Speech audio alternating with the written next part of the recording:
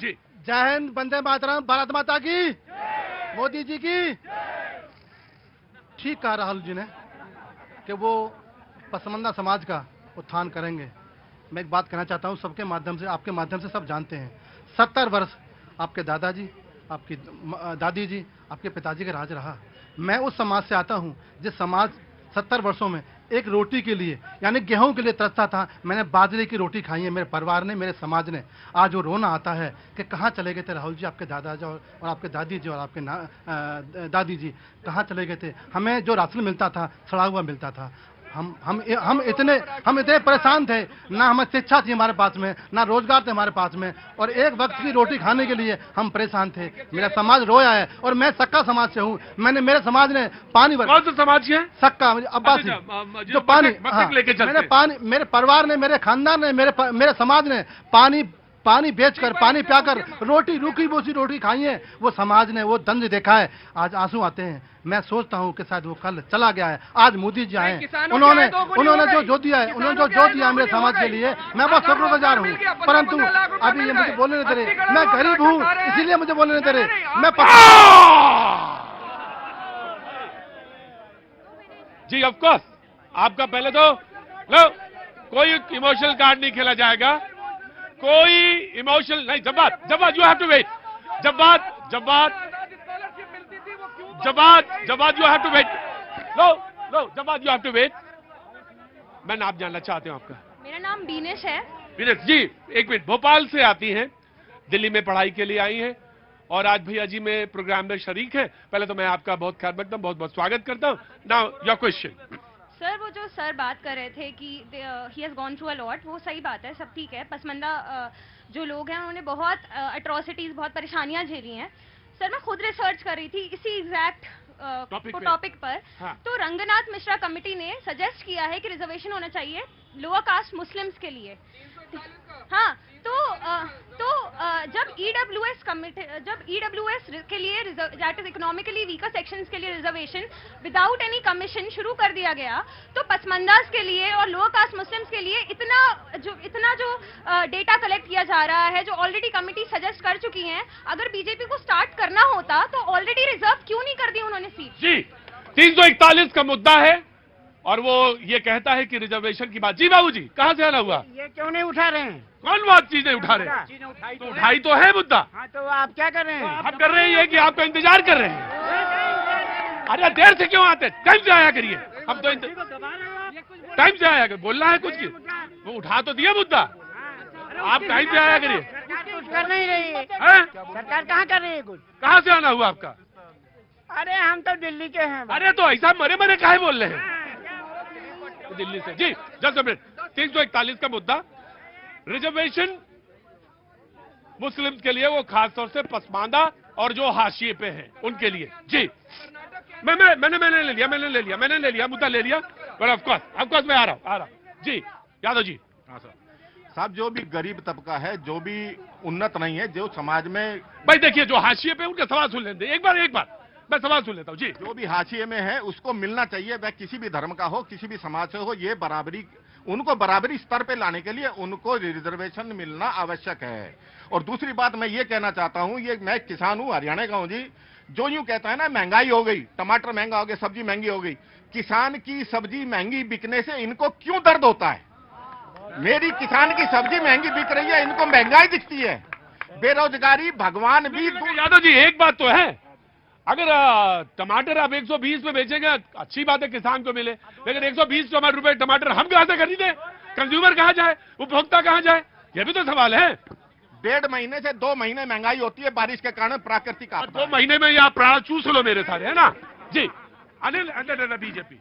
देखिए, जहां तक बात है, यदि पैसा किसान तक पहुंच रहा होता तब तो बीच में जो मंझोले बैठे हुए हैं, बिचौलिए जो बैठे हुए हैं, जो बीजेपी के पाले हुए हैं, पैसा तो वो ले जा रहे हैं। अब सुन लीजिए भैया, सुन लीजिए। देखिए, मैं तो ये कह रहा हूँ, किसी समाज की बात नहीं होनी चाहिए, हाशिए पे खड़े हुए उस लड़के की भी बात होनी चाहिए जो डिग्री होने के बाद मोदी जी ने कह दिया कि जाओ पकौड़े तलो, तो इसकी भी बात होनी चाहिए। धर्म और जाति पे तो बाद में आएंगे, पहले नौजवान पे आए, महिलाओं पे आए, जिनका उत्पीड़न भारतीय जनता पार्टी के लोग कर रहे हैं।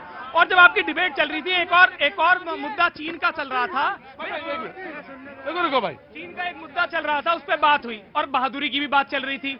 मैं ये जानना चाहता हूं, और क्योंकि मोदी जी ने ये कहा कि चीन में हमारे अपोजिशन की बैठक में कहा कि कोई नहीं घुसा है सीमा में, यदि ऐसा है, आप रोज जो बच्चे अखबार पढ़ते होंगे, रोज मीटिंग्स हो रही हैं चीन के और हमारे बड़े अधिकारियों के, सैनिकों के बीच 19 बार अब तक बैठक हुई है। यदि चीन आया ही नहीं है तो बैठक किस बात की हो रही है? अभी एक सेकंड 10 सेकंड।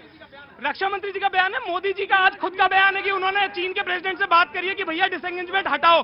डेमचोक, डेप्सांग, आपका नॉर्थ और साउथ जो पैंगोंग है, वहां पर स्थिति यह है कि जो हमारे लोग अपने जानवर चराने जाते थे ना, वो नहीं जा पाते हैं। ईस्ट ऑफ लद्दाख जी। एक तो जिस ये रिजर्वेशन की बात कर रहे हैं, ये साफ बोला गया है मोदी जी ने, क्योंकि ये कांग्रेसी हैं और ये जानते हैं कि हिंदू मुस्लिम करके मैं वोट ले लूंगा, तो इसीलिए रिजर्वेशन की बात मुस्लिमों के रिलीजन पे करना चाहते हैं। मोदी जी ने कहा रिजर्वेशन होगा पर ओबीसी के अंडर होगा, कास्ट सिस्टम पे बात हो रही है, हम बात नहीं करेंगे रिलीजन के ऊपर। ये इनकी आदत है, जातिवाद क्विट इंडिया, भ्रष्टाचार quit India, vote bank politics quit India, परिवारवाद क्विट इंडिया, यही हम लोग चाहते हैं। और मैं बताना चाहती हूँ,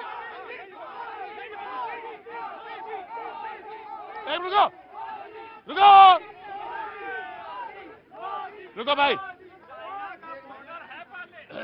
कहाँ से आना हुआ भैया? मैं दिल्ली से ही। क्या नाम है आपका? मेरा नाम संदीप डेड़ा है। संदीप डेरा साहब, क्या काम करते हैं? मैं प्राइवेट जॉब करता वेरी क्विक सवाल। मेरा सवाल जो कांग्रेस से जो आए हैं, मेरा सवाल उनसे है कि राहुल गांधी से कोई मुस्लिम युवक पूछता है कि भाई मुस्लिम लोगों की इतनी हत्या हो रही है देश में, क्या उन्होंने ये पूछना जरूरी समझा कि आज पश्चिम बंगाल में जो हिंदुओं के घरों को निकाल कर उनको मारा जा रहा है? भैया फालतू का सवाल नहीं है, सुनो मेरी बात। अदू बोल। किसी ने नहीं कहा फालतू का सवाल है ये, और जिसने ये कहा फालतू का सवाल, उस पर मुझे उससे सवाल करना है जी। मैं वही कह रहा हूँ कि हिंदुओं को उनके घर से बेघर करके उनके घरों में आग लगाई डेरा साहब, मैं एक बात कहना चाहता हूँ, वेरी क्विक, क्योंकि समाज समय कम हो रहा।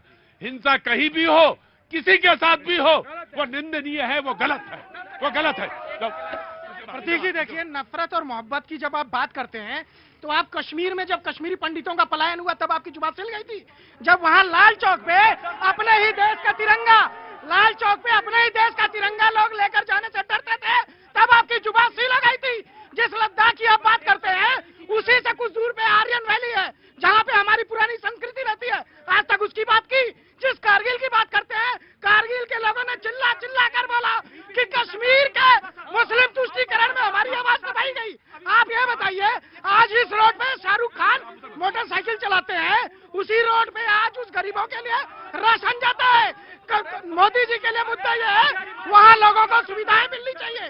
कश्मीर में, लद्दाख में, आज कश्मीर और लद्दाख के लोग खुश हैं तो सिर्फ और सिर्फ नरेंद्र मोदी सरकार की वजह से है। नहीं, मेरे भाई ने बोला, हाँ वही बात मैं बोल रहा हूँ कि मेरे भाई ने बोला कि उस वक्त की घटना कश्मीरी पंडित, इनको पता होना चाहिए बीपी सिंह की सरकार में भारतीय जनता पार्टी थी। और दूसरी बात,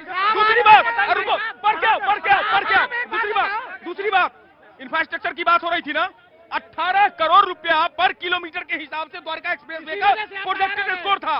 रुको 252 करोड़, जनता को जानना चाहिए। क्लैरिफिकेशन आया उसका जी। मैं सवाल पूछूंगा, कश्मीर की बात कर रहे हैं, मैं पूछना चाहता हूं कांग्रेस पार्टी से कि आजादी के बाद नेहरू जी की ऐसी क्या मजबूरी थी कि उन्हें कश्मीर में